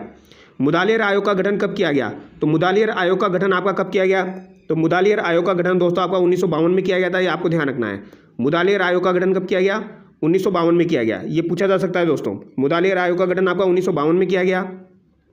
राष्ट्रीय शैक्षणिक अनुसंधान प्रशिक्षण परिषद की स्थापना कब हुई? तो राष्ट्रीय शैक्षणिक अनुसंधान प्रशिक्षण परिषद की स्थापना आपकी 1961 में हुई है। तो ये आपको ध्यान रखना है। राष्ट्रीय शैक्षणिक अनुसंधान प्रशिक्षण परिषद की स्थापना आपकी 1961 में हुई है। कोठारी आयोग कब गठित हुआ, जिसे शिक्षा आयोग भी कहते हैं। तो कोठारी आयोग कब गठित हुआ आपका, ये इंपॉर्टेंट है, काफ़ी बार एग्जाम में पूछा जा चुका है। ये आपका 1964-66 में गठित हुआ था, ये आपको ध्यान रखना है, ठीक है। तो कोठारी आयोग आपका 1964-66 में गठित हुआ था, जिसे शिक्षा आयोग के नाम से भी जाना जाता है। आगे देखिए 1964-66 में गठित कोठारी आयोग के अध्यक्ष कौन थे। तो कोठारी आयोग के अध्यक्ष आपके दौलत कोठारी हो जाएंगे। कौन हो जाएंगे दोस्तों, दौलत कोठारी हो जाएंगे, ठीक है। आगे देखिए कोठारी आयोग शिक्षा आयोग के अध्यक्ष दौलत कोठारी किस जिले के निवासी थे। तो दौलत कोठारी जो है आपके दोस्तों ये उदयपुर जिले के निवासी थे। वेरी वेरी इंपॉर्टेंट है, ये आपको ध्यान रखना है, ठीक है। 1964-66 में कोठारी आयोग का गठन हुआ, जिसे शिक्षा आयोग भी कहा जाता है। दौलत कोठारी इसके अध्यक्ष हो जाएंगे और इनका संबंध उदयपुर जिले से हो जाएगा, ठीक है। आगे देखिए 1964-66 में कोठारी आयोग के क्या सुझाव थे। तो कोठारी आयोग के सुझाव देख लेते हैं। इसी आधार पर 1968 में देश की पहली शिक्षा नीति बनी। तो इसी आयोग के आधार पर 1968 में देश की पहली शिक्षा नीति बनी थी, ये आपको ध्यान रखना है। 10+2+3 शिक्षा प्रणाली लागू की गई, यानी 10 फिर +2 फिर +3 शिक्षा प्रणाली यहाँ पर लागू की गई थी। राजस्थान में भी यही सुझाव नीति लागू हुई। तो वेरी वेरी इंपॉर्टेंट है, ये आपको ध्यान रखना है दोस्तों। कोठारी आयोग आपको ध्यान रखना है, ठीक है। कोठारी आयोग के सुझाव पर ही दोस्तों 1968 में देश की पहली शिक्षा नीति बनी थी। 10+2+3 शिक्षा प्रणाली लागू की गई थी और राजस्थान में भी यही सुझाव नीति लागू की गई।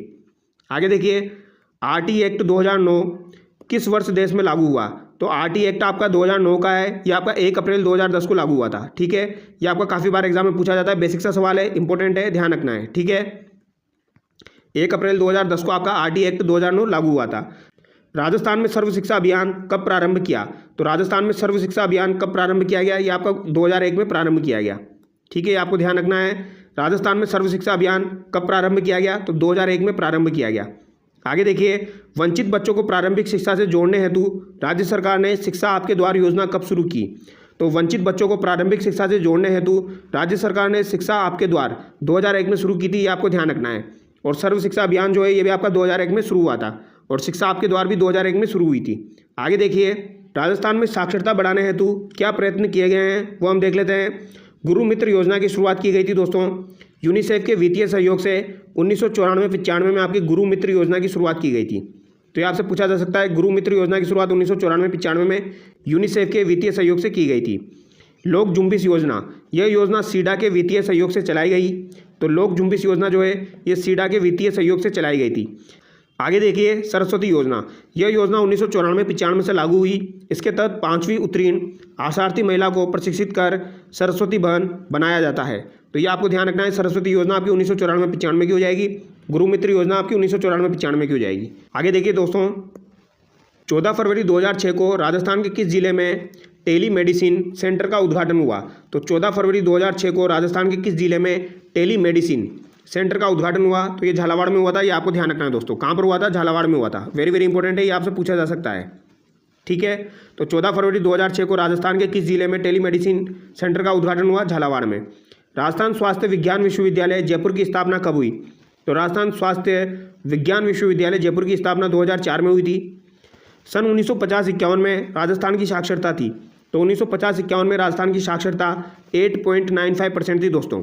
कितनी थी, लगभग 9%, 8.95% आपकी 1950-51 में साक्षरता हो जाएगी।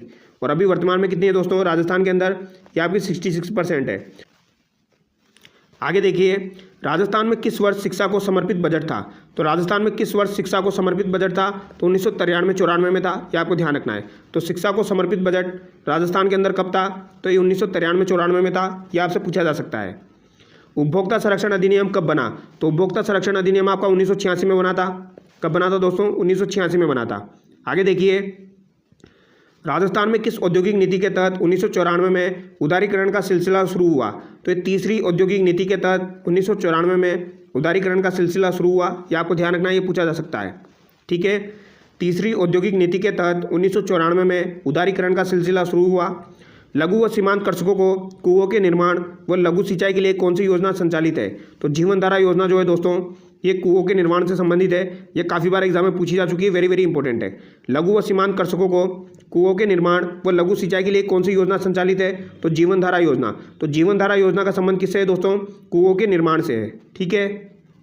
आगे देखिए डांग क्षेत्र विकास योजना कब शुरू हुई? तो डांग क्षेत्र विकास योजना आपकी 1995-96 में शुरू हुई थी।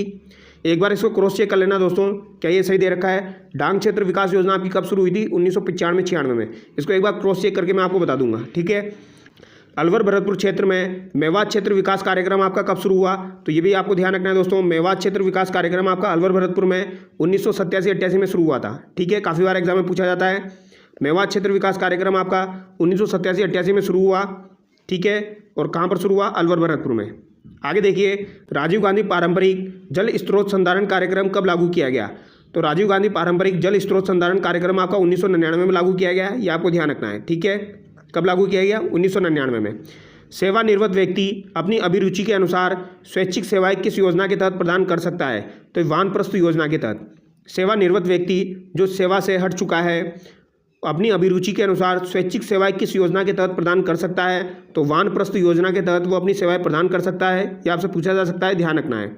आगे देखिए, इंदिरा गांधी आवास योजना आपकी कब शुरू हुई थी? तो ये आपकी 1996 में शुरू हुई थी। एकीकृत बंजर भूमि विकास योजना आपकी कब शुरू हुई थी? तो ये 1992-93 में शुरू हुई थी। ये इंपॉर्टेंट है, ये आपसे पूछी जा सकती है। एकीकृत बंजर भूमि विकास योजना आपकी 1992-93 में शुरू हुई थी। मरु विकास योजना 1991 में शुरू हुई थी दोस्तों। मरु विकास कार्यक्रम आपका 1977-78 में चलाया गया था, यह आपको ध्यान रखना है। और मरु विकास योजना आपकी 1991 में शुरू हुई थी। आगे देखिए, सांसद विकास योजना आपकी कब शुरू हुई थी? वेरी वेरी इंपॉर्टेंट है, काफ़ी बार एग्जाम में पूछ ली जाती है। तो सांसद विकास कार्यक्रम आपका दोस्तों 1992-93 में शुरू हुआ था। कब शुरू हुआ था? 1992-93 में, यह आपसे पूछा जा सकता है, ठीक है। जीवन धारा योजना आपकी 1995-96 की हो जाएगी। और 20 सूत्रीय कार्यक्रम आपका 1975 का हो जाएगा, यह आपको ध्यान रखना है। 20 सूत्रीय कार्यक्रम आपका 1975 का हो जाएगा, ठीक है। यह आपसे एग्जाम में पूछा जा सकता है दोस्तों। 20 सूत्रीय कार्यक्रम आपका कब का हो जाएगा? 1975 का हो जाएगा। जीवन धारा योजना 1995-96 में शुरू हुई। और सांसद विकास कार्यक्रम आपका 1992-93 में शुरू हुआ। आगे देखिए दोस्तों, कौन सी पंचवर्षीय योजना में गरीबी उन्मूलन को शामिल किया गया? तो गरीबी उन्मूलन को कौन सी पंचवर्षीय योजना में शामिल किया गया? तो 5वीं पंचवर्षीय योजना में गरीबी उन्मूलन को शामिल किया गया, ये आपको ध्यान रखना है, ठीक है। आगे देखिए दोस्तों, 52 ग्रामीण जनता को जल संरक्षण हेतु प्रोत्साहन करने के उद्देश्य से जल चेतना व जल रथ यात्राएं कब संचालित की गई? तो जल चेतना व जल रथ यात्रा आपकी कब संचालित की गई थी? ग्रामीण जनता को जल संरक्षण हेतु प्रोत्साहन के लिए। तो ये 16 मई 2006 से 25 जून 2006 को शुरू की गई थी। अगला सवाल देखिए, स्थानीय शासन को साधारणतः कहा जाता है? तो स्थानीय शासन को स्थानीय स्वशासन कहा जाता है, ये आपको ध्यान रखना है। क्या कहा जाता है? स्थानीय स्वशासन कहा जाता है।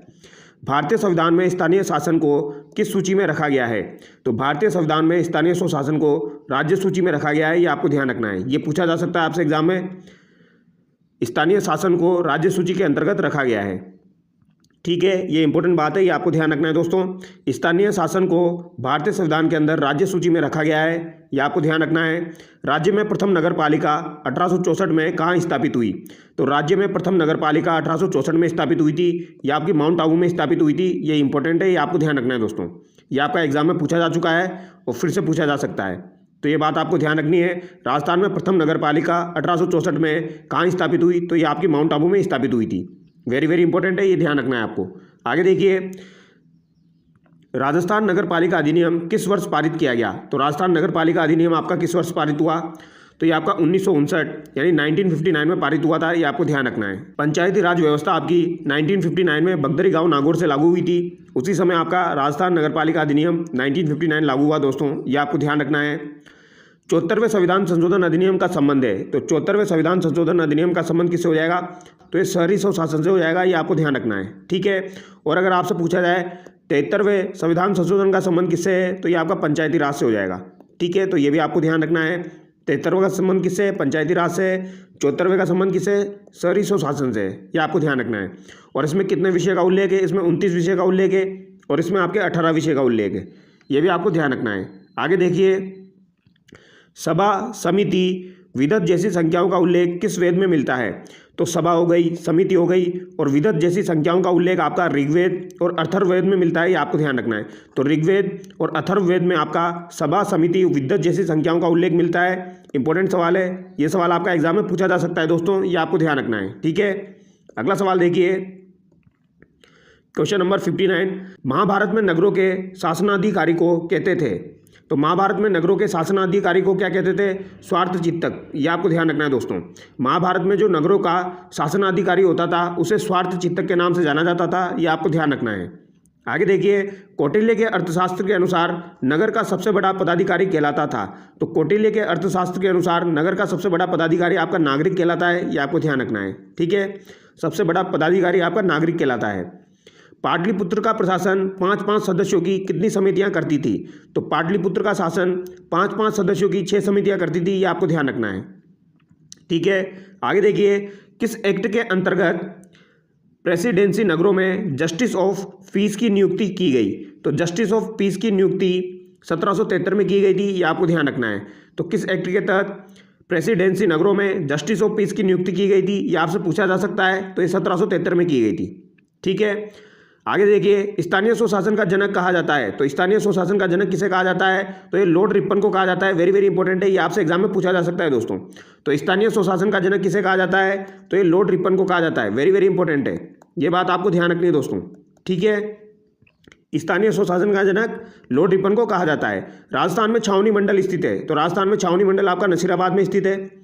ये भी एक बार एग्जाम में पूछा जा चुका है। 74वां संविधान संशोधन अधिनियम नगरीय स्वशासन का संबंध किस भाग से है? तो इसका संबंध भाग 9 क से हो जाएगा दोस्तों। ये आपको ध्यान रखना है। यहाँ पर नगरीय स्वशासन की बात की जा रही है, तो इसका संबंध किससे हो जाएगा? 9 क से हो जाएगा, ठीक है। आगे देखिए, 74वें संविधान संशोधन का संबंध किस अनुसूची से है? तो 74वें संविधान संशोधन का संबंध किससे हो जाएगा? 12वीं अनुसूची से हो जाएगा। ये आपको ध्यान रखना है। 74वें संविधान संशोधन शहरी स्वशासन में कितने विषय शामिल है? तो इसमें 18 विषय शामिल है, जबकि पंचायती राज में आपके 29 विषय शामिल है। ये आपको ध्यान रखना है, ठीक है। और पंचायती राज का उल्लेख भी किसमें है दोस्तों? आपका 11वीं अनुसूची में है। ये आपको ध्यान रखना है, ठीक है। आगे देखिए, राजस्थान सरकार ने 18 मार्च 2008 को शहरी निकायों के निर्वाचन में महिलाओं को आरक्षण देने का प्रावधान कर दिया है। तो राजस्थान सरकार ने 18 मार्च 2008 को शहरी निकायों के निर्वाचन में महिलाओं को आरक्षण देने का प्रावधान कर दिया है। तो ये 50%, ये आपको ध्यान रखना है। शहरी निकायों के अंतर्गत निर्वाचन में महिलाओं को कितना आरक्षण है? 50%, ये आपको ध्यान रखना है। आगे देखिए, नगर निकायों से संबंधित कुछ चीज़ें हैं, ये आप देख लीजिए। जैसे कि नगर निगम जो होता है वो किसे माना जाता है? तो 5 लाख से अधिक जनसंख्या जो होती है दोस्तों, वहाँ पर आपका नगर निगम बनाया जाता है। ये आपको ध्यान रखना है। 5 लाख से अधिक जनसंख्या पर आपका नगर निगम बनता है। और 1 लाख से अधिक जनसंख्या किंतु 5 लाख से कम हो तो उसे आपका नगर परिषद बनता है। ये आपको ध्यान रखना है। 1 लाख से अधिक और 5 लाख से कम हो तो नगर परिषद बनाया जाता है। और 20,000 से अधिक हो किंतु 1 लाख से कम हो तो फिर वहाँ पर आपकी नगर पालिका बनती है। ये आपको ध्यान रखना है, ठीक है। तो 20,000 से 1 लाख के मध्य तो आपकी क्या बनेगी? नगर पालिका बनेगी। 1 से 5 लाख के मध्य आपका नगर परिषद बनेगा और फिर आपका नगर निगम बनेगा 5 लाख से अधिक पे। ये आपको ध्यान रखना है दोस्तों, ठीक है। तो सबसे पहले नगर पालिका आ जाएगी, फिर आपका नगर परिषद है, फिर आपका नगर निगम है। ये आपको ध्यान रखना है। आगे देखिए, नगर निगमों की स्थापना वर्ष हम देख लेते हैं। जयपुर और जोधपुर नगर निगम की स्थापना कब हुई थी? तो ये 1992 में हुई थी। और कोटा नगर निगम की स्थापना कब हुई थी? 1993 में हुई थी। तो 1992 में तो आपके जयपुर और जोधपुर नगर निगम की स्थापना हुई थी।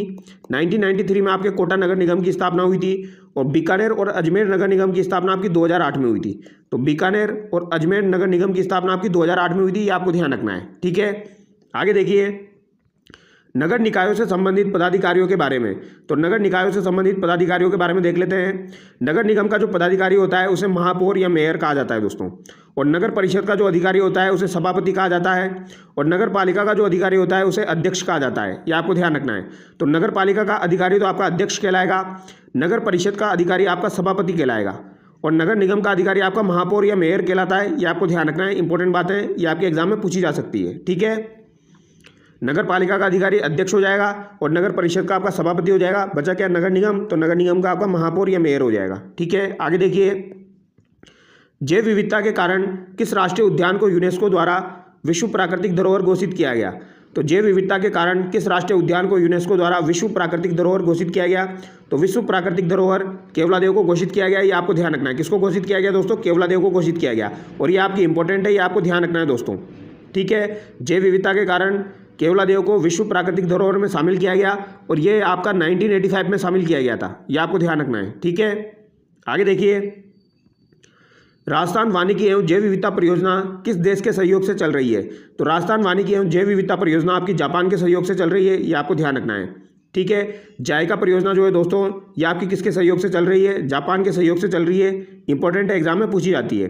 पाली में रंगाई छपाई उद्योग के कारण कौन सी नदी जल प्रदूषण के कारण प्रदूषित हो रही है? तो ये आपकी लूनी नदी प्रदूषित हो रही है। ये सारी चीज़ें आपकी क्लास 12 की किताब में दी गई है दोस्तों, ठीक है। ये सवाल आपका काफ़ी बार एग्जाम में पूछा जा चुका है। ये पाली आपको ध्यान रखना है। पाली में रंगाई छपाई उद्योग के कारण कौन सी नदी जल प्रदूषण के कारण प्रदूषित हो रही है? तो ये आपकी लूनी नदी हो जाएगी, ठीक है। राजस्थान के दक्षिण भाग में नारू रोग का कारण कौन सा प्रदूषण है? तो ये इंपॉर्टेंट सवाल है आपका, ये आपका एग्जाम में पूछा जाएगा दोस्तों, ध्यान रखना है। नारू रोग का कारण क्या हो जाएगा? तो ये आपका जल प्रदूषण हो जाएगा, ये आपको ध्यान रखना है, ठीक है। नाहरू रोग का कारण क्या हो जाएगा? आपका जल प्रदूषण हो जाएगा। और ये दक्षिणी भाग में, राजस्थान के दक्षिणी भाग में, ये भी आपको ध्यान रखना है, ठीक है। राजस्थान के दक्षिणी भाग में नारू रोग का कारण आपका जल हो जाएगा, ये आपको ध्यान रखना है। ध्वनि का मापन किससे होता है? तो ध्वनि का मापन आपका डेसिबल से होता है, ये आपको ध्यान रखना है। वार्तालाप के लिए कितने डेसिबल ध्वनि आंकी गई है? तो ये 60, ये आपको ध्यान रखना है, ठीक है।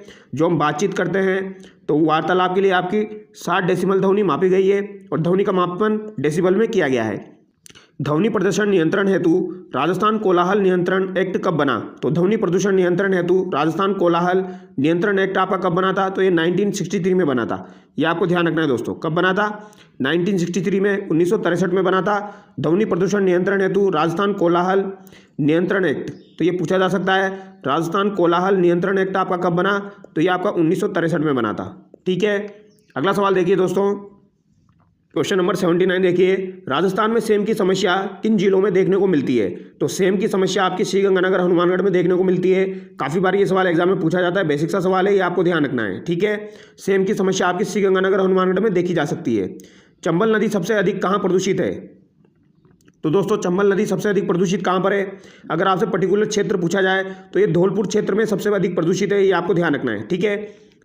चंबल नदी आपकी धौलपुर क्षेत्र में सबसे अधिक प्रदूषित है, ये आपको ध्यान रखना है दोस्तों, ठीक है। और अगर आपसे पर्टिकुलर बैराज पूछा जाए तो ये कोटा बैराज के आसपास सर्वाधिक प्रदूषित है, ये भी आपको ध्यान रखना है, ठीक है। आगे देखिए, डार्क जोन किसे कहते हैं? तो डार्क जोन भूजल की संकट की स्थिति जो होती है उसे डार्क जोन कहा जाता है। तो भूजल जो होता है उसकी संकट की स्थिति होती है, उसे डार्क जोन के नाम से जाना जाता है। हरित राजस्थान कार्यक्रम का संबंध है तो वृक्षारोपण से हो जाएगा। हरित राजस्थान कार्यक्रम का संबंध किससे हो जाएगा? वृक्षारोपण से हो जाएगा, ये आपको ध्यान रखना है, ठीक है। आगे देखिए, सूचना का अधिकार अधिनियम 2005 किस वर्ष पूरे देश में लागू हुआ? तो सूचना का अधिकार अधिनियम एक्ट तो आपका ये 2005 का हो जाएगा, लागू ये आपका 12 अक्टूबर 2005 को हुआ था, ये आपको ध्यान रखना है, ठीक है। 12 अक्टूबर 2005 को लागू हुआ था आपका सूचना का अधिकार अधिनियम, ठीक है। अगला सवाल देखिए, केंद्रीय सूचना का अधिकार अधिनियम 2005 प्रभावी होने पर राजस्थान सरकार द्वारा किस वर्ष के राजस्थान सूचना का अधिकार अधिनियम को निरस्त कर दिया गया? तो ये आपको ध्यान रखना है दोस्तों, सन 2000 का जो आपका राजस्थान सूचना का अधिकार अधिनियम था उसको निरस्त कर दिया गया था, ये आपको ध्यान रखना है दोस्तों, जब आपका 2005 का प्रभावी हुआ था, ठीक है।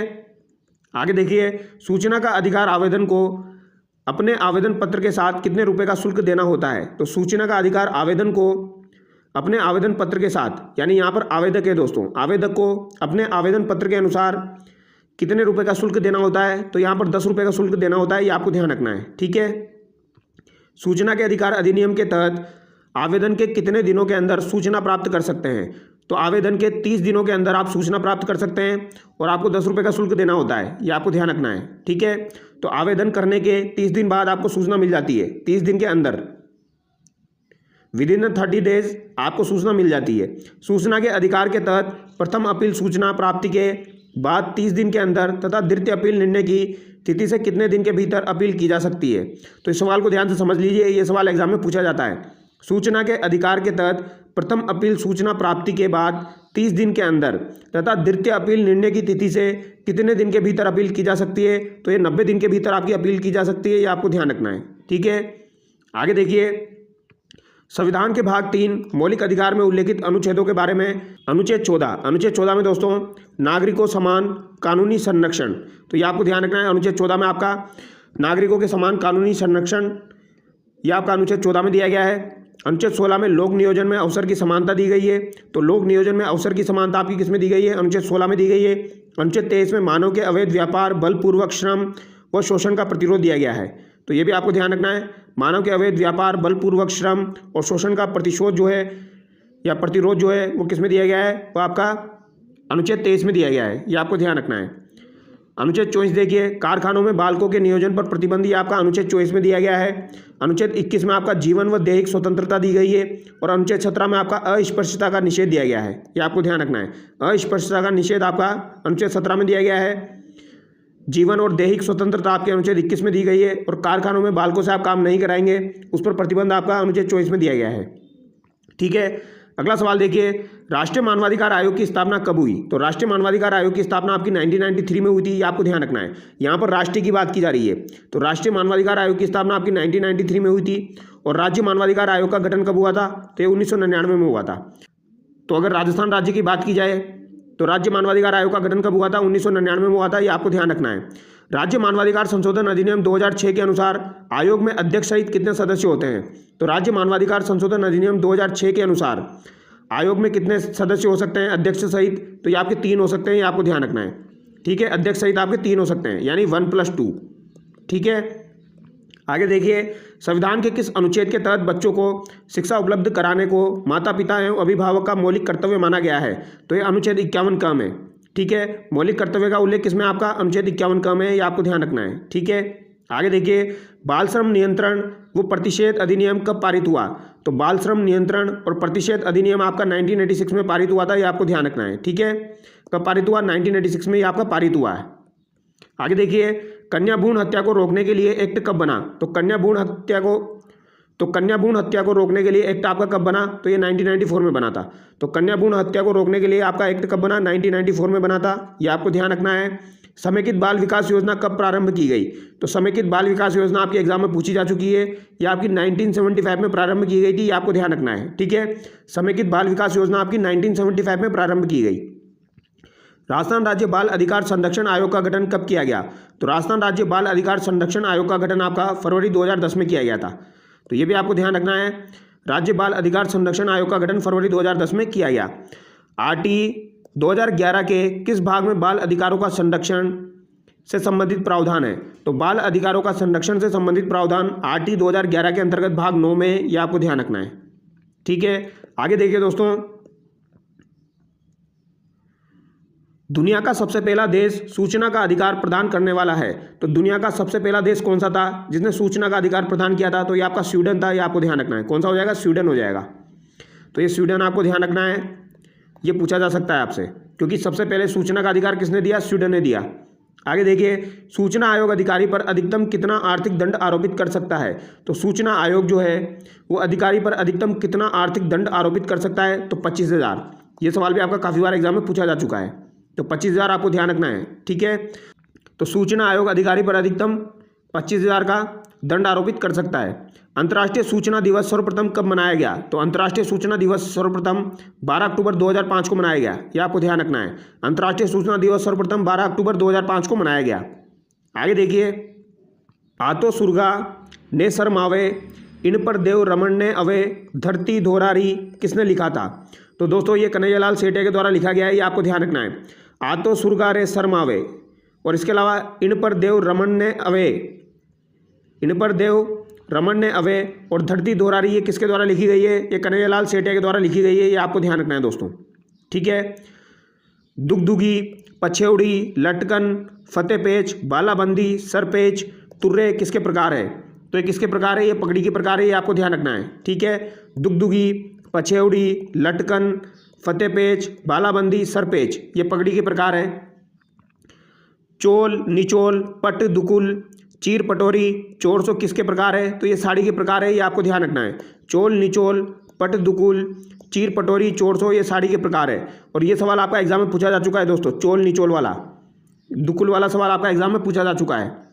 आगे देखिए, लट्टू चक्री, चिरमी, मारदड़ी व डाल कुदावनी संबंधित है। तो ये सब खेल से संबंधित है, ये आपको ध्यान रखना है। जिसमें आपका मारदड़ी तो एग्जाम में पूछा जा चुका है दोस्तों, मारदड़ी आपका एग्जाम में पूछा जा चुका है। इसके अलावा चिरमी आपको ध्यान रखना है, लट्टू चक्री आपको ध्यान रखना है। इसके अलावा डाल कुदावनी, तो डाल कुदावनी जो है नाम से पता लग रहा है ये आपके खेल से संबंधित है। ठीक है, आगे देखिए,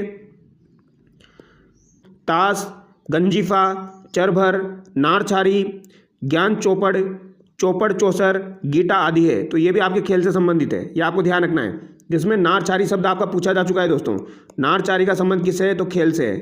इसके अलावा ज्ञान चौपड़ आपको ध्यान रखना है, चौपड़ चौसर आपको ध्यान रखना है, गिट्टा ध्यान रखना है दोस्तों, गिट्टा, ठीक है, पूछा जा सकता है। गंजीफा ध्यान रखना है, चरभर ध्यान रखना है और ताश आपको ध्यान रखना है, ठीक है। ये किससे संबंधित है? खेल से संबंधित है। उदयपुर में किस पर्व पर पतंगबाजी का विशेष महत्व है? तो निर्जला एकादशी पर उदयपुर में पतंगबाजी की जाती है। इंपॉर्टेंट सवाल है, पूछा जा सकता है दोस्तों। उदयपुर में किस पर्व पर पतंगबाजी का विशेष महत्व है? तो निर्जला एकादशी पर, यह आपको ध्यान रखना है। उदयपुर के अंदर निर्जला एकादशी पर पतंगबाजी की जाती है। तो ये सवाल आपका एग्जाम में पूछा जा सकता है दोस्तों, वेरी वेरी इंपॉर्टेंट सवाल है, ठीक है।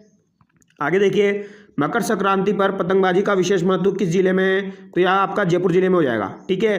तो मकर संक्रांति पर पतंगबाजी का विशेष महत्व आपका जयपुर जिले में है। रचना से संबंधित कुछ इंपॉर्टेंट तथ्य है वो देख लेते हैं। द्रुत रसिक लाल उपन्यास किसके द्वारा लिखा गया? तो ये मेहता लज्जाराम के द्वारा लिखा गया है दोस्तों। नरदेव उपन्यास आपका राम प्रताप शर्मा के द्वारा लिखा गया है। भगवान बुद्ध की आत्मकथा ये आपकी यादवेंद्र शर्मा चंद्र के द्वारा लिखी गई है। तो ये इंपॉर्टेंट है, ये आपको ध्यान रखनी है। भगवान बुद्ध की आत्मकथा ये यादवेंद्र शर्मा चंद्र के द्वारा लिखी गई है। नरदेव उपन्यास राम प्रताप शर्मा के द्वारा लिखा गया है और द्रुत रसिक लाल उपन्यास आपका मेहता लज्जाराम के द्वारा लिखा गया है। आगे देखिए, काका, कब तक पुकारूं, धरती मेरा घर और आखिरी आवाज़ ये किसकी रचना है? तो ये रांगे और राघव की रचना है, ये आपको ध्यान रखना है।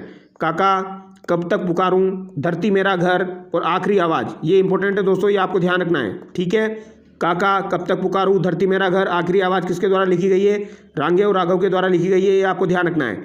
और सफ़ेद मेमने, पत्तों की बिरादरी, पिंजरे में पन्ना रचना किसकी है? तो ये काफ़ी बार आपका एग्जाम में पूछा जा चुका है। सफ़ेद मेमने, पत्तों की बिरादरी, पिंजरे में पन्ना ये किसकी रचना है? तो ये मणि मधुकर की रचना है, ये आपको ध्यान रखना है दोस्तों, ठीक है। ये दो वेरी वेरी इंपॉर्टेंट है, ये दो तो आपको स्पेशली ध्यान रखना है दोस्तों। काका, कब तक पुकारूं, धरती मेरा घर, आखिरी आवाज़ रांगे और राघव के द्वारा लिखी गई है। सफ़ेद मेमने, पत्तों की बिरादरी और पिंजरे में पन्ना आपका मणि मधुकर के द्वारा लिखा गया है। आगे देखिए, रचना से संबंधित कुछ कथन है वो देख लेते हैं। बंजर धरती किसके द्वारा लिखी गई है? मोहन सिंह यादव के द्वारा लिखी गई है, मोहर सिंह यादव। आगन नदिया किसके द्वारा लिखी गई है? अन्नाराम सुदामा के द्वारा लिखी गई है। महाभोज, आपना बंटी ये मनु भंडारी के द्वारा लिखी गई है। तो महाभोज और आपना बंटी आपकी मनु भंडारी के द्वारा लिखी गई है। और धुनी तपे तीर ये आपकी हरिराम मीणा के द्वारा लिखी गई है। आगे देखिए, सिगाफ आपकी किसके द्वारा लिखी गई है? सिगाफ आपकी मनीषा कुलश्रेष्ठ के द्वारा लिखी गई है। सही नाप के जूते आपके लता शर्मा के द्वारा लिखी गई है। कुछ अनकही आपकी मर्दुला बिहारी के द्वारा लिखी गई है। स्वप्न ही रास्ता है ये आपकी लवली के द्वारा लिखी गई है, ठीक है। आगे देखिए दोस्तों, पश्चिमी सांस्कृतिक कला केंद्र आपका कहाँ पर स्थित है? तो पश्चिमी सांस्कृतिक कला केंद्र आपका उदयपुर में स्थित है, ये आपको ध्यान रखना है, ठीक है। ये काफ़ी बार आपका एग्जाम में पूछा जा चुका है। यहाँ पर पश्चिमी देख के लोगों को लगता है यार पश्चिमी साइड में होगा, नहीं, पश्चिमी सांस्कृतिक कला केंद्र आपका कहाँ पर है? उदयपुर में है, ये आपको ध्यान रखना है, ठीक है। आगे देखिए, जागो बहुत सोए नाटक के रचयिता जिसे ब्रिटिश सरकार द्वारा प्रतिबंधित किया गया था, तो ये आपसे पूछा जा सकता है। जागो बहुत सोए एक नाटक था आपका, इसको ब्रिटिश सरकार के द्वारा प्रतिबंधित किया गया था। ये किसके द्वारा लिखा गया था? इसके रचयिता कौन थे? तो वर्दी चंद मधुर थे, ये आपको ध्यान रखना है। कौन हो जाएंगे दोस्तों? वर्दी चंद मधुर। वर्दी चंद मधुर जो है वो इसके रचयिता हो जाएंगे, ये आपको ध्यान रखना है। जागो बहुत सोए। आगे देखिए, रस गंधर्व, बुलबुल सराय, दुलारी बाई, खेला पोलमपुर। तो रस गंधर्व, बुलबुल सराय, दुलारी बाई, खेला पोलमपुर ये किसके द्वारा लिखी गई है? रस गंधर्व वेरी वेरी इंपॉर्टेंट है दोस्तों, ये काफ़ी बार एग्जाम में पूछी जा चुकी है। तो ये सब आपकी बहुत ज़्यादा इंपॉर्टेंट है। ये सब आपकी मणि मधुकर के द्वारा लिखी गई है, जिसमें से रस गंधर्व स्पेशली आपको ध्यान रखनी है, काफ़ी बार एग्जाम में पूछी जा चुकी है। आगे देखिए, मानववाद और साहित्य पुस्तक के लेखक है। तो मानववाद और साहित्य पुस्तक के लेखक आपके नवल किशोर हो जाएंगे। कौन हो जाएंगे दोस्तों? नवल किशोर हो जाएंगे, वेरी वेरी इंपॉर्टेंट है, ये ध्यान रखना है। मानववाद और साहित्य पुस्तक के लेखक नवल किशोर है। इसके अलावा बिखरे विचारों की भरोटी घनश्याम दास बिरला के द्वारा लिखी गई है। मेरी सर्वोदय यात्रा भगवान दास केला के द्वारा लिखी गई है। आंखन देखी दुर्गा प्रसाद अग्रवाल के द्वारा लिखी गई है। हालांकि ये एग्जाम में नहीं पूछी जाती है, जो पूछी जाती है वहाँ पर मैं आपकी इंपॉर्टेंट लगा रहा हूँ। चलो चुना लगाएं ये आपकी अतुल कनक के द्वारा लिखी गई है। इशारों इशारों में इस मधु तलवार के द्वारा लिखी गई है। मास्टर का मकान और कुर्सी सूत्र आपकी यशवंत कोठारी के द्वारा लिखी गई है। आगे देखिए, रेगिस्तान में बाढ़ उत्सव आपकी अनुराग वाजपेयी के द्वारा लिखी गई है। तो रेगिस्तान में बाढ़ उत्सव ये आपका अनुराग वाजपेयी के द्वारा लिखी गई है। पो 12-25 भगवती लाल व्यास के द्वारा लिखी गई है। दुर्घटना के इर्द गिर्द ये बुलाकी शर्मा के द्वारा लिखी गई है। अब आगे देखिए दोस्तों, राजस्थान साहित्य अकादमी के बारे में कुछ इंपॉर्टेंट तथ्य वो हम देख लेते हैं। राजस्थान साहित्य अकादमी की स्थापना 1958 में उदयपुर में की गई। वेरी वेरी इंपॉर्टेंट है, ये आपको ध्यान रखना है, ठीक है। तो राजस्थान साहित्य अकादमी की स्थापना 1958 में उदयपुर में की गई। अकादमी का सर्वोच्च पुरस्कार मीरा पुरस्कार हो जाएगा। और यहाँ पर मासिक पत्रिका आपकी निकलती है मधुमती, तो ये भी आपको ध्यान रखनी है। मधुमती आपकी कहाँ से निकलती है, काफ़ी बार एग्जाम में पूछी जाती है। तो ये आपकी राजस्थान साहित्य अकादमी उदयपुर के द्वारा निकाली जाती है मधुमती, ठीक है। आगे देखिए, और ये आपकी मासिक पत्रिका है दोस्तों। मीरा पुरस्कार यहाँ पर दिया जाता है, मधुमती पत्रिका निकाली जाती है, वो भी आपकी मासिक पत्रिका है। 1958 में स्थापना हुई थी। आगे देखिए दोस्तों, पल्लव के संपादन में पत्रिका बनास कहाँ से प्रकाशित होती है। तो पल्लव के संपादन में पत्रिका बनास कहाँ से प्रकाशित होती है, तो ये आपकी उदयपुर से प्रकाशित होती है, ये आपको ध्यान रखना है। नंद चतुर्वेदी के संपादन में पत्रिका बिंदु प्रकाशित होती है। तो पत्रिका बिंदु जो है ये भी आपकी उदयपुर से प्रकाशित होती है, बनास भी आपकी उदयपुर से प्रकाशित होती है। और पत्रिका बिंदु का संपादन कौन करता है, तो नंद चतुर्वेदी करता है, ये आपको ध्यान रखना है। प्रकाश जैन के संपादन में पत्रिका लहर कहाँ से प्रकाशित होती है। तो प्रकाश जैन के संपादन में पत्रिका लहर आपकी कहाँ से प्रकाशित होती है, तो लहर आपकी अजमेर से प्रकाशित होती है। पत्रिका बिंदु उदयपुर से और बनास आपकी उदयपुर से। तो ये पल्लव के संपादन में, ये नंद चतुर्वेदी के संपादन में, ये प्रकाश जैन के संपादन में, ये भी आपको ध्यान रखना है। आगे देखिए, जिलों से प्रकाशित होने वाली पत्रिकाओं के बारे में। वातायन आपकी बीकानेर से प्रकाशित होती है, और वातायन जो है ये इंपॉर्टेंट है, ये हरीश बादानी के द्वारा प्रकाशित होती थी, ये आपको ध्यान रखना है दोस्तों, ठीक है। क्यों आपकी भीनमाल से प्रकाशित होती है। संबोधन आपकी कांकरोली से प्रकाशित होती है। शेष आपकी जोधपुर से प्रकाशित होती है। और कृति और संप्रेषण आपकी जयपुर से प्रकाशित होती है। तो ये वातायन यहाँ पर आपकी काफ़ी इंपॉर्टेंट है, क्यों भी आपकी पूछी जा सकती है। भीनमाल से प्रकाशित होती थी, संबोधन आपकी कांकरोली से, शेष आपकी जोधपुर से, और कृति और संप्रेषण आपकी जयपुर से। ये आपकी पत्रिकाएं हो जाएगी दोस्तों। के बिरला फाउंडेशन द्वारा बिहारी पुरस्कार किन भाषाओं के लेखकों को दिया जाता है। तो बिहारी पुरस्कार आपका हिंदी और राजस्थानी भाषाओं के लेखकों को दिया जाता है, ये आपको ध्यान रखना है, ठीक है। तो के बिरला फाउंडेशन द्वारा बिहारी पुरस्कार आपका हिंदी और राजस्थानी भाषाओं के लेखकों को दिया जाता है, ये आपको ध्यान रखना है। आगे देखिए मित्रों, कौन सी रचना आपकी सत्यप्रकाश जोशी की है। तो सत्यप्रकाश जोशी की आपकी राधा और बोल भारमली हो जाएगी, आपको ध्यान रखनी है दोस्तों। राधा और बोल भारमली आपकी किसके द्वारा रचित है, तो ये आपकी सत्यप्रकाश जोशी के द्वारा रचित है, ये आपको ध्यान रखना है, ठीक है। दीट, चामल, अपरंच, ओलमो, लाडेकर आदि प्रकार है। तो ये राजस्थानी पत्रिका के प्रकार है। दीड, चामल, अपरंच, ओलमो, लाडेकर। तो ये आपको ध्यान रखना है दोस्तों, ये पूछे जा सकते हैं। ये किसके प्रकार है, तो ये राजस्थानी पत्रिका के प्रकार है। मरुवाणी, राजस्थली, ईसरलाट, जलमभोग, हरावल आदि प्रकार है। तो ये भी आपके राजस्थानी पत्रिका के प्रकार है। कुछ और रचनाएं देख लेते हैं। चित्त मारो दुखने, ये मोहन आलोक के द्वारा लिखी गई है। पागी, कावड़, तोपनामा। तो ये इंपॉर्टेंट है दोस्तों, ये आपको ध्यान रखना है। पागी काफ़ी बार एग्जाम में पूछी जा चुकी है, ठीक है। पागी आपकी काफ़ी बार एग्जाम में पूछी जा चुकी है, ये आपको ध्यान रखना है। पागी काफ़ी बार एग्जाम में पूछी जा चुकी है, ये आपको ध्यान रखना है। ये किसके द्वारा लिखी गई है, चंद्रप्रकाश देवल के द्वारा लिखी गई है। वेरी वेरी इंपॉर्टेंट है। ये जो नई नई किताबें पूछी जाती है वो यहीं से पूछी जाती है दोस्तों। देख लीजिए आप कितनी किताबें मैंने आपको बता दी है। पागी, कावड़ और तोपनामा आपकी चंद्रप्रकाश देवल की हो जाएगी। बाता में भूगोल और बोले सरनाटो, वेरी वेरी इंपॉर्टेंट है। ये भी किसके द्वारा लिखी गई है, ये आपकी हरीश बादानी के द्वारा लिखी गई है, ये आपको ध्यान रखना है दोस्तों। और ये काफ़ी बार एग्जाम में पूछी जाती है। एक तो आपको पागी ध्यान रखनी है, एक आपको बाता में भूगोल ध्यान रखनी है, और बोले सरनाटो ये हरीश बादानी के द्वारा लिखी गई है। और चंद्रप्रकाश देवल के द्वारा पागी और कावड़ और तोपनामा लिखी गई है दोस्तों। क्या पता पूछ ली जाए, तो ये आपको ध्यान रखनी है। आगे देखिए, मांझल रात, अमोलक वाता, मूमल, गिर ऊंचा ऊंचा गड़ा, केरे चकवा बात राजस्थानी साहित्य कृतियाँ किसकी है। तो दोस्तों ये लक्ष्मी कुमारी चुंडावत की है, ये आपको ध्यान रखना है। मांझल रात काफ़ी बार एग्जाम में पूछी जा चुकी है। केरे चकवा बात भी आपको ध्यान रखनी है। अमोलक वाता, मूमल आपको ध्यान रखनी है। गिर ऊंचा ऊंचा गड़ा, ये लक्ष्मी कुमारी चुंडावत की रचनाएं हैं, ये आपको ध्यान रखनी है। प्रण योडी, कंवारी, आबे पटकी, धोरारो धोरी, एक बीननी दो बीन राजस्थानी रचना किसकी है। तो वेरी वेरी इंपॉर्टेंट है दोस्तों, काफ़ी बार एग्जाम में पूछी जा चुकी है। एक बीननी दो बीन और धोरारो धोरी और आबे पटकी, ये तीनों आपकी वेरी वेरी इंपॉर्टेंट है, काफ़ी बार एग्जाम में पूछी जा चुकी है। ये आपकी नथमल जोशी की रचनाएं हैं, ये आपको ध्यान रखनी है।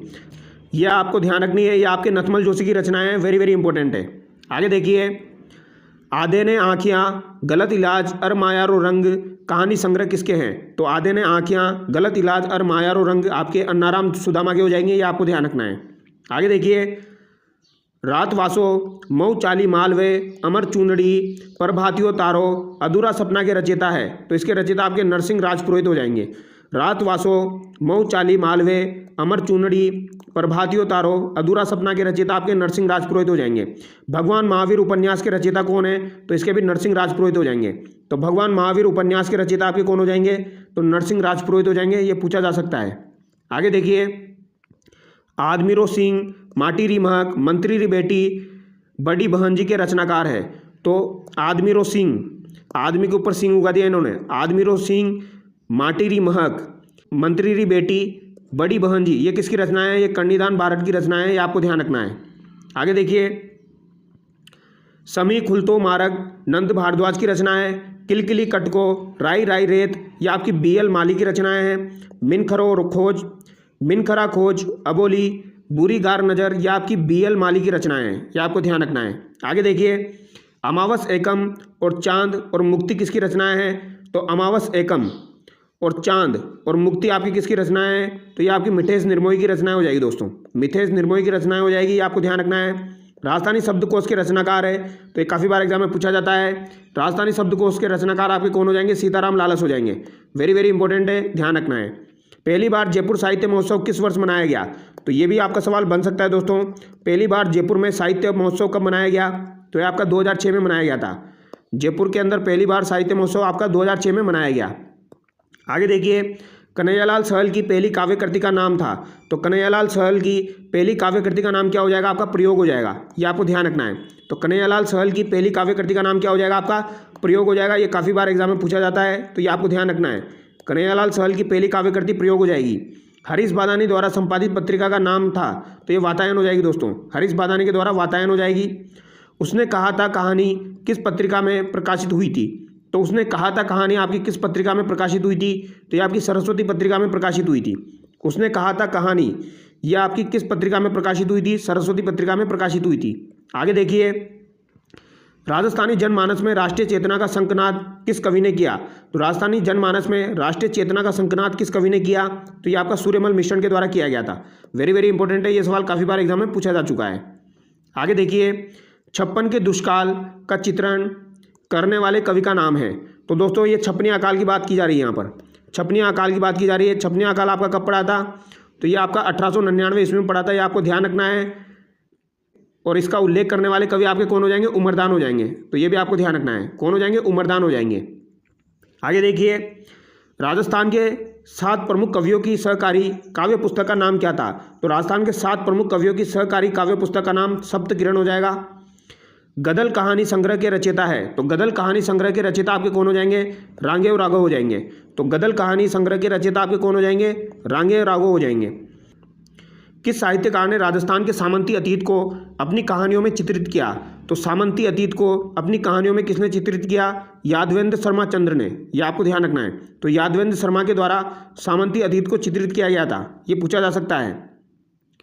किसने राजस्थान के रेतीले यथार्थ को शब्दबद्ध किया, तो ये मणि मधुकर ने किया था। राजस्थान के रेतीले यथार्थ को शब्दबद्ध किया मणि मधुकर के द्वारा। जनार्दन राय नागर के उपन्यास जगत गुरु शंकराचार्य में कितने खंड है, तो जनार्दन राय नागर के उपन्यास जगत गुरु शंकराचार्य में 10 खंड हो जाएंगे, ये आपको ध्यान रखना है, ठीक है। भगवान बुद्ध की आत्मकथा उपन्यास के रचयिता आपके कौन हो जाएंगे, यादवेंद्र शर्मा हो जाएंगे, ये आपका एग्जाम में पूछा जा सकता है दोस्तों, वेरी वेरी इंपॉर्टेंट है। भगवान बुद्ध की आत्मकथा यादवेंद्र शर्मा। विश्वम्बर नाथ अध्याय के रचित उपन्यास है, तो जाग मचंदर, गोरख आया, जोगी मत जा, ये किसके हो जाएंगे, विश्वम्बर नाथ के हो जाएंगे। जाग मचंदर, गोरख आया, जोगी मत जा। तो दोस्तों आपको बहुत सारे नाम तो ऐसे देखने को मिले होंगे यहाँ पर जो आपने कभी सुने नहीं होंगे, तो अगर आपको ये याद रह जाए तो आपको याद करने हैं। बाकी प्रीवियस ईयर एग्जाम में जो भी सवाल आपके पूछे गए हैं वो तो आपको याद होने चाहिए अच्छे से, ठीक है। तो यहाँ पर हमारा टॉपिक कंप्लीट होता है। 12वीं की जो किताब है आपकी राजस्थान अध्ययन की, उसमें जो भी इंपॉर्टेंट फैक्ट्स दिए गए थे वो सभी हमने कवर किए हैं। तो आई होप आपको वीडियो अच्छा लगा होगा। अगर आपको वीडियो अच्छा लगा है तो चैनल को सब्सक्राइब कीजिए और वीडियो को लाइक कीजिए। Thank you so much.